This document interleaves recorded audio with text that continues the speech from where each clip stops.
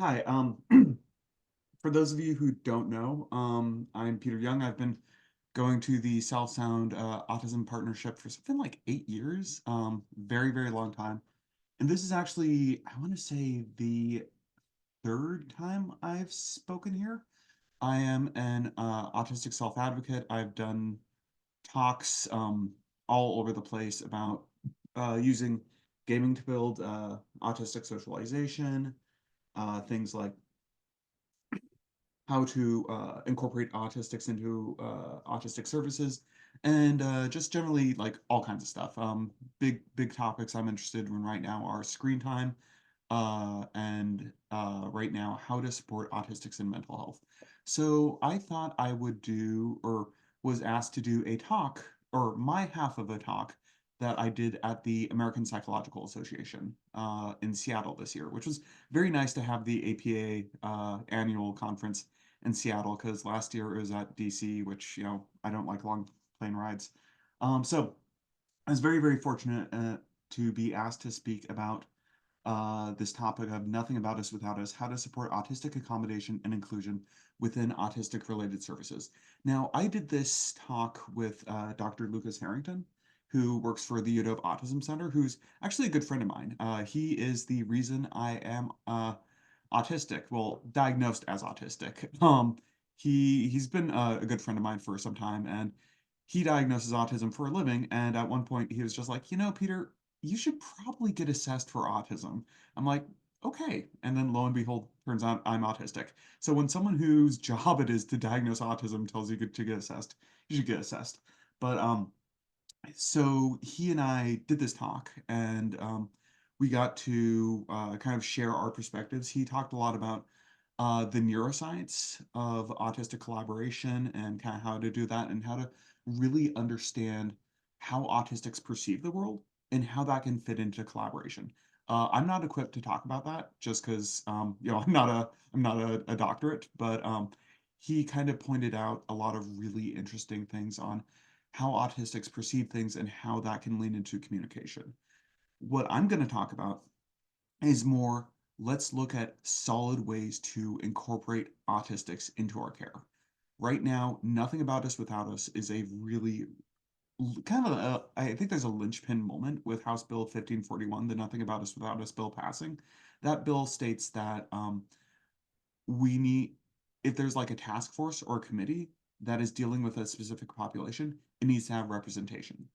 And it was spearheaded by the disability community. I think that's really, really powerful. And I think that this is something that, is great for politics, but we need more of this. So, with that in mind, Dr. Harrington and I decided to collaborate on this talk, and we got to speak at the biggest psych conference in the world. And now I'm getting to talk to you about it. So, uh, I'm going to be pretty quick today. I'm going to talk about who I am, my history, why this is important.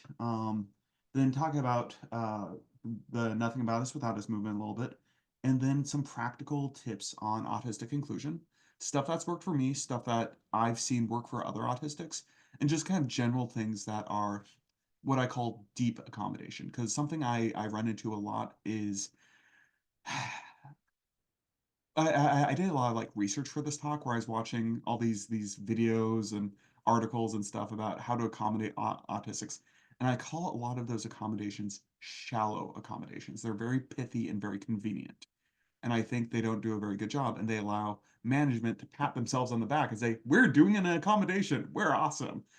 When in reality the autistic employee is absolutely burning out and they don't feel safe asking for more because management is always already patting themselves on the back and talking about how great they are. So this is a much more kind of revolutionary way of thinking about accommodation, and it's not always convenient, but disability isn't convenient. And if you want to genuinely support people who are disabled, you need to understand that. And this is kind of one of the linchpins of my talk. Um, you know, and that's not to say that, oh, disabled people are worthless employees. No, they're awesome. And that is part of it. Part of accommodation is leaning into the strengths. So, going to be talking a lot about that. And that's honestly a really good management technique, anyways.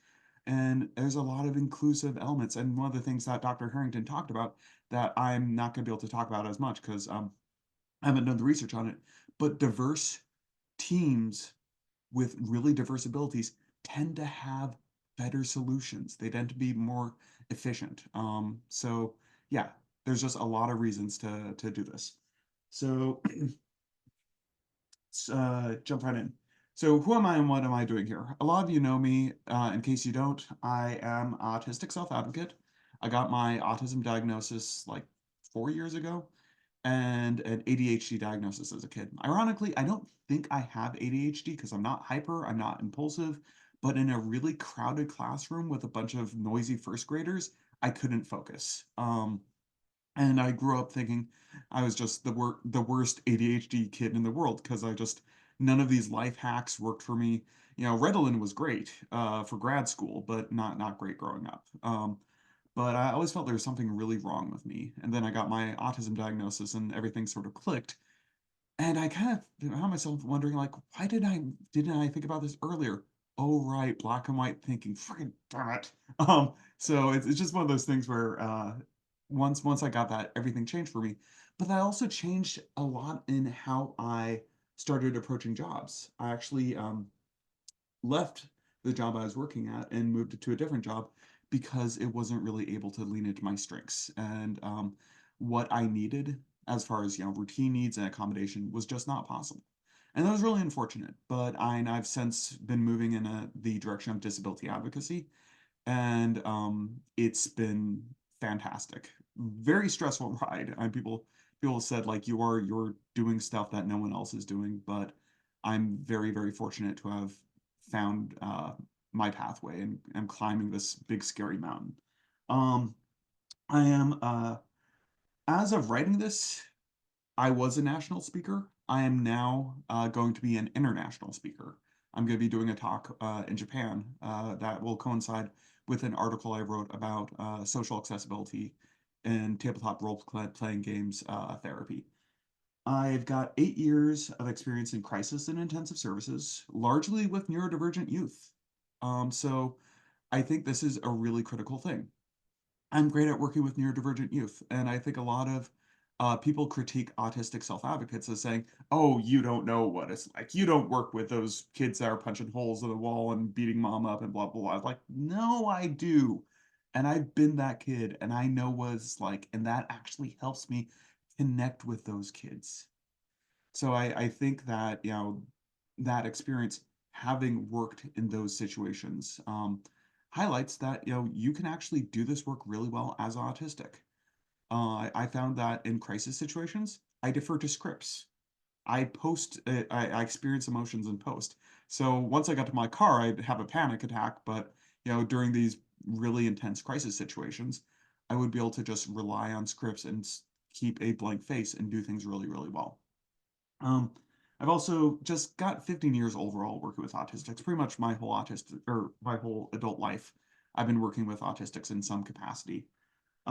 I also am the lead facilitator for Aspiring Youth's Dungeons and Dragons program, and I hired a former student to be my co-facilitator. So I've experienced managing medium support need autistics. And so I've learned how to do that and learned how to create a managerial culture around autism. I think that's really critical, and something that Lucas and I have talked about a lot is what's it like being an autistic leader? And I can tell you it sucks. It's rough.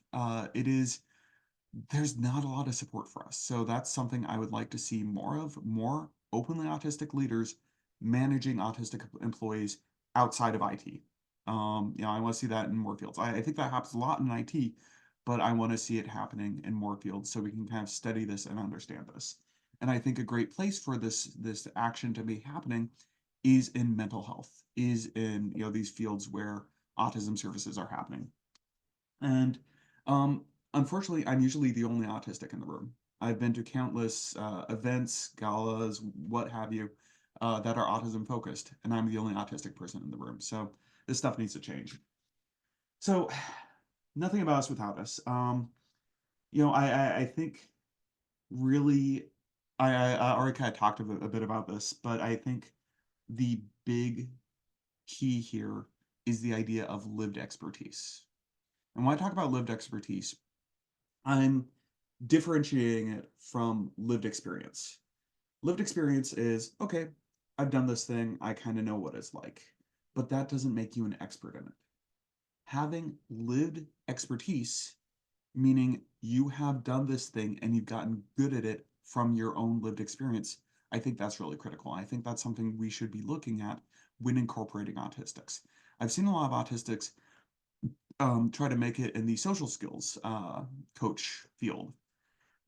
Sorry, I pounded a sparkling water before I started this. Um, but I've seen a lot of autistics try their hands at being a social skills coach and burning out.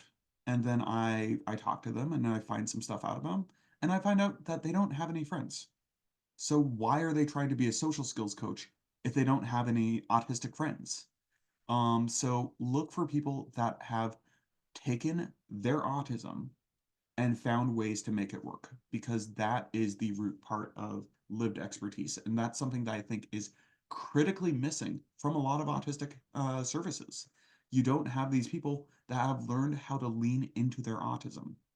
So the only thing you're teaching is how to fight against your autism so you can fit in, or try to work with this stuff from a lens where you don't fully understand the inner working. I'm not saying I understand every autistic person, but I think there's a chance that I can empathize more with autistics than neurotypicals. And there's a body of research that shows that autistics are better at communicating with each other than neurotypicals.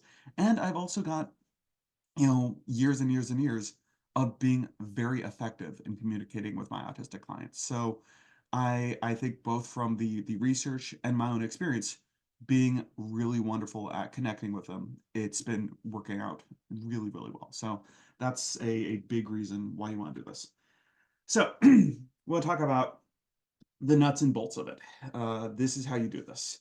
First off, embody the social model of disability. Now, this is hard when you're working in a medical field, but it can be done. And I think the root part of it is having autistics in the workforce, having multiple autistics in the workforce. I think that sets uh, a norm, and have these autistics be people who have in their own life embody the social model of disability, who see their autism, yes, as a disability that can be very difficult at times, but also as a form of diversity.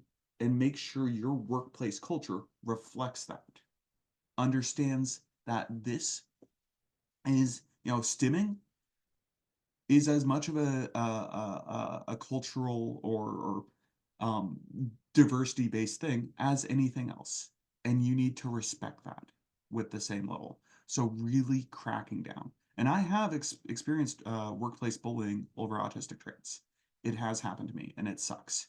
So, and I know a lot of people who have as well. In fact, I went to a support group for autistic mental health professionals. It was based in Seattle, and it was heartbreaking. There was like maybe 15 people there, all autistic therapists, ABA providers, all this stuff. Every single one of them was masking at work, was private about their autism, had not come out. So that should tell you that that's what we're doing. And I've talked with countless autistics who have come to me and say, "Oh, you're so brave to do this. I could never." And I said, like, yeah, I'm working in disability advocacy now. This is where I'm at. Um, you know, Going back into direct services, I would have to be ready to have some very big conversations about what that meant. And frankly, the community's scared. The community is angry. The community is burnt out. So that's kind of where people are. And having that deep understanding of the social model of disability, which says autism and IDD is a form of naturally occurring human diversity, is critical. And embodying that and understanding that. So you respect that diversity just the same as you would respect your queer employees, your Black employees, whatever. You respect that diversity. Um, but don't make it performative. Make it genuine. And I think on that note, acknowledging the ableism with a lot of professional standards. I think there are a lot of little finicky things that people call professionalism that are pointless, that are stupid, that are rooted in white supremacy, that are rooted in ableism, sexism, all the things. So, really looking at the big picture, what needs to get done, and how you can be flexible. And I think something that Lucas said that was fantastic is it's not a failure of the autistic when these things happen. It is a failure of management to be flexible and not provide the accommodations. So putting it on management to be flexible, to be open-minded, to look at the big picture and say, is this really necessary? I'm writing someone up for, doing this thing, and they're still getting their work done. They're still doing it.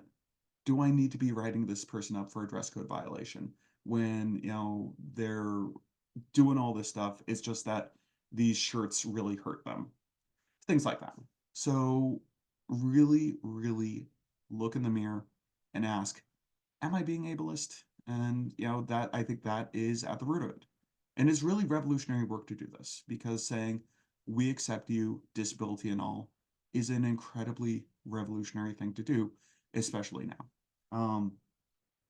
And I think that's the intersectionality piece. You got to look at all the other marginalized groups that you're employing and be willing to be open-minded towards them too, and also acknowledging that there's a lot of intersectional identities in general. So just kind of being really really cogent of that.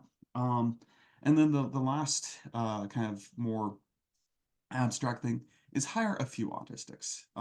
I've been the only autistic in quite a few of the agencies I've worked at.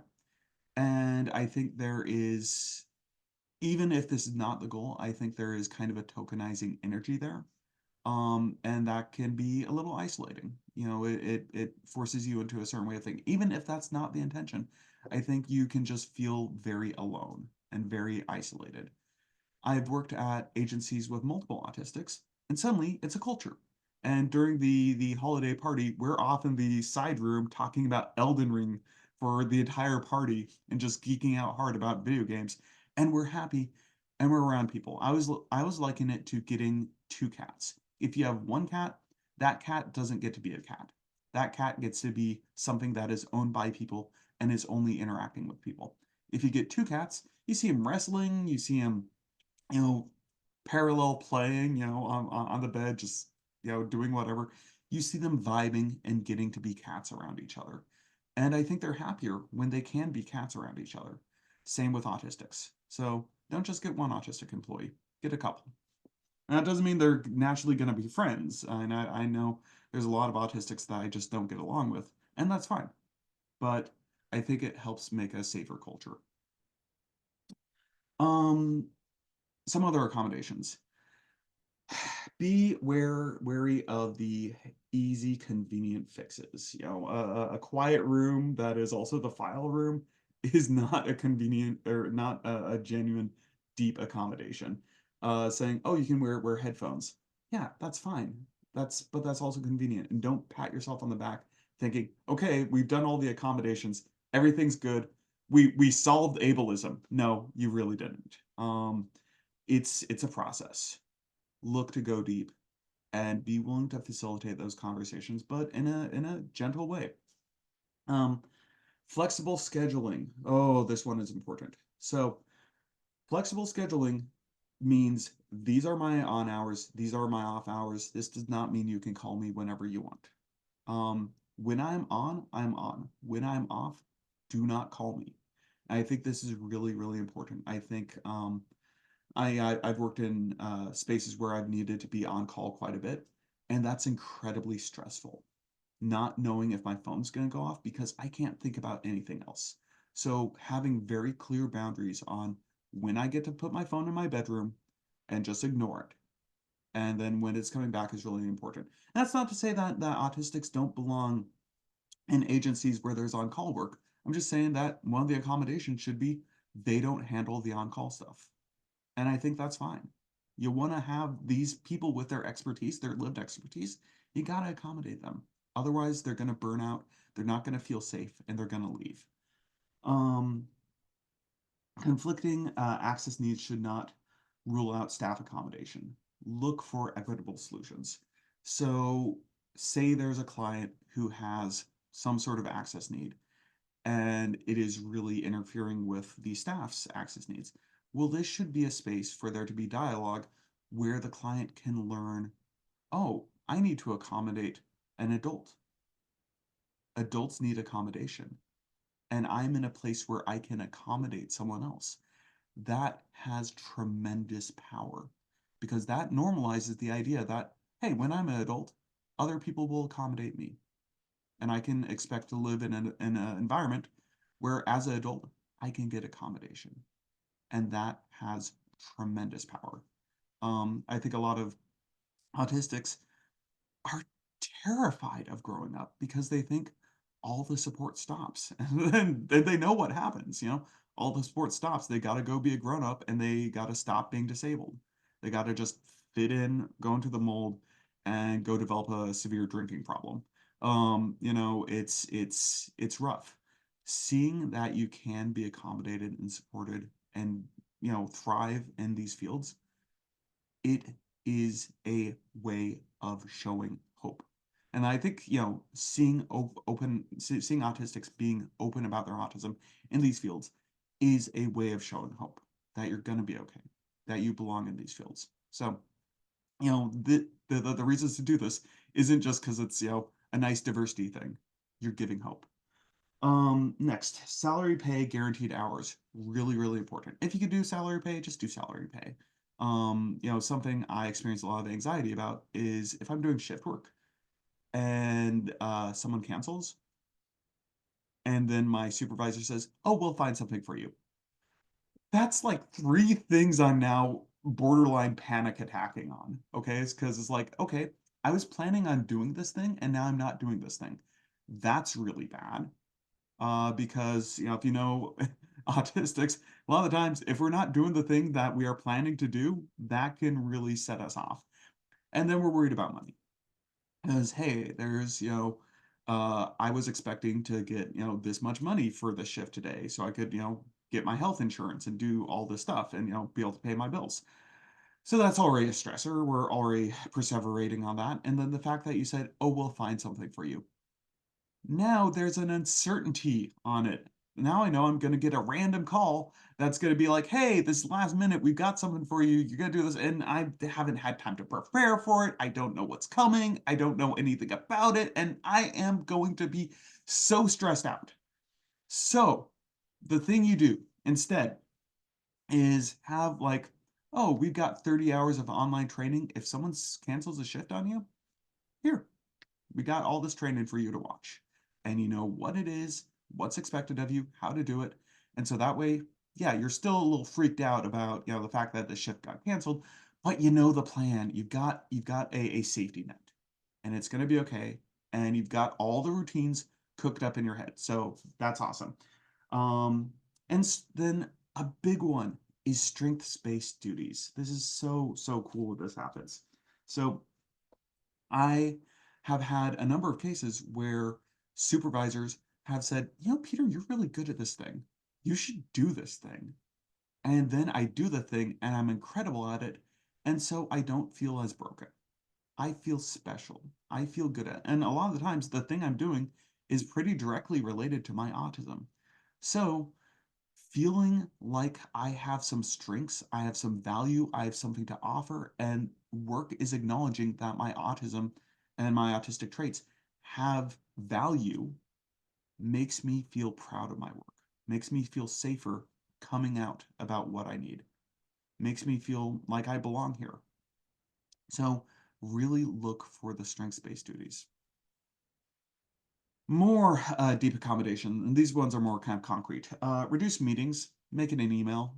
Meetings suck. Zoom sucks. I get really burned out on meetings.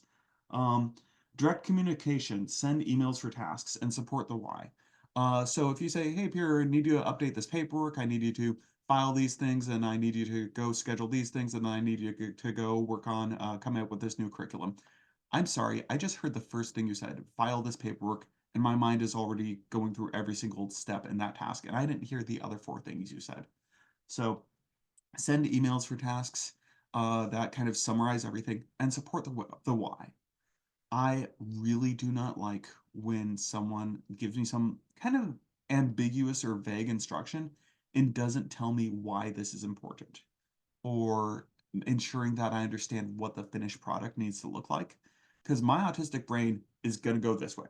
And you want me to go this way, but you haven't told me that this end product needs to look like this because of this. Because my methods of conceptualization and rationalization and cognition are different than yours, and you need to understand that.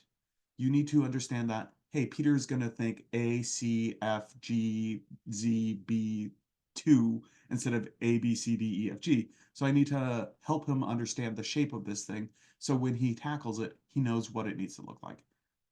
So really kind of think about how those perspectives differ and be willing to talk about it. Um, Next, synergy between HR, management, employees, and make sure everyone's on the same page. There are some wonderful curricula out there for HR management and employees where they're all reading the same articles about autism and have shared language.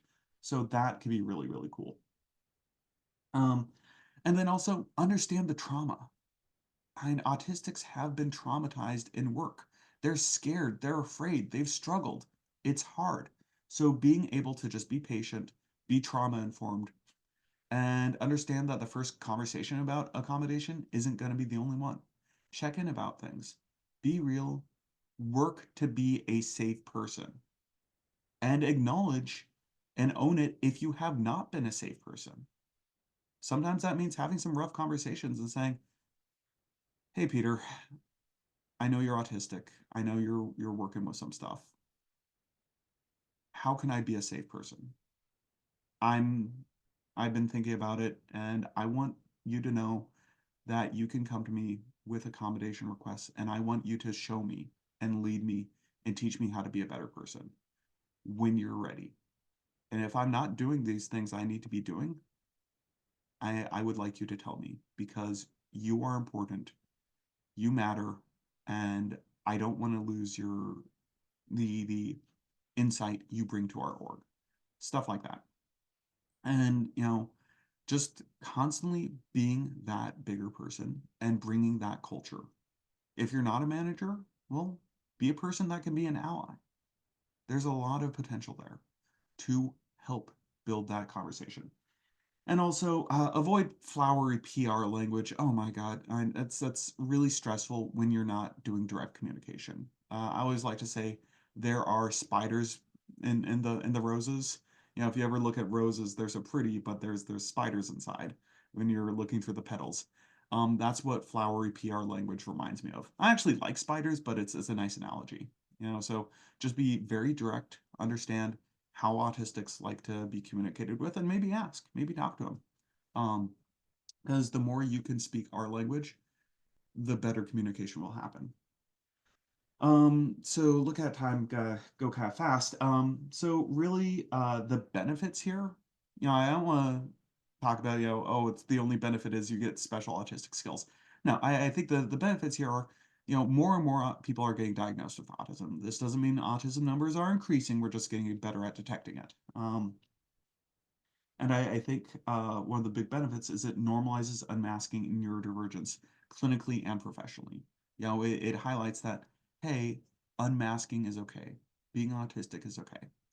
And creates a safe place for that to happen because I think that can really be a good way to develop autistic community.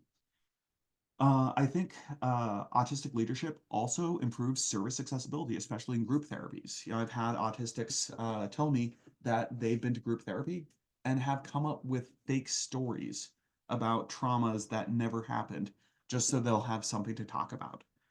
But in my D&D groups, they'll actually talk about what's really happening with them and get autistic sympathy, autistic understanding, a genuine sense of being like, okay, I get it. Wow.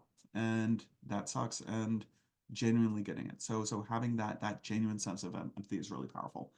And on that note, autistics just communicate better with each other, and social accommodation is a really big part of that. And having a culture of accommodation makes you a better workplace. So I think nothing about us without us, it isn't just a phrase, it is a direction services need to be going. So I want to briefly talk about my autistic employee. I hired a former student from one of my D&D groups to be my co-facilitator, and I actually recently had her run a bunch of groups solo with me actually just watching from a laptop, just observing her. And it was cool to see so much autism in the wild. Genuine, weird autism peer support, where the kids were taking the lead and saying, "Hey, we need to stop being so off topic, so she can actually run game," and advocating for her. That was tremendous to see. Um, but one of the things she has said is, "You don't have empathy, you have understanding." I think that highlights that I have autistic empathy. So when she talks about needing an accommodation, my response isn't, "Oh, I'm sorry to hear that. I'm sorry you're struggling so much, but," eh, I don't do the but. I hate the but. I hate the HR but. It's the most toxic, awful, ableist thing. Well, not the most ableist thing, but it's terrible. I just say, okay, let's see what we can do. I don't make it flowery. I don't give her a but. I just say, okay, let's see what we can do. And she has expressed so much appreciation for me just being very frank, very understanding. And she does the same for me. There's a lot of peer support that happens. Um, and a lot of the times there's rethinking of norms of behavior. Sometimes she wears the clothes that are comfortable for her to wear, and that's fine.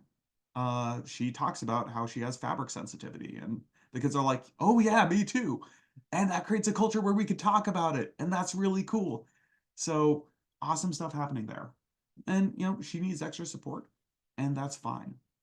I'm so glad that I get to provide that extra support so she can be that wonderful role model.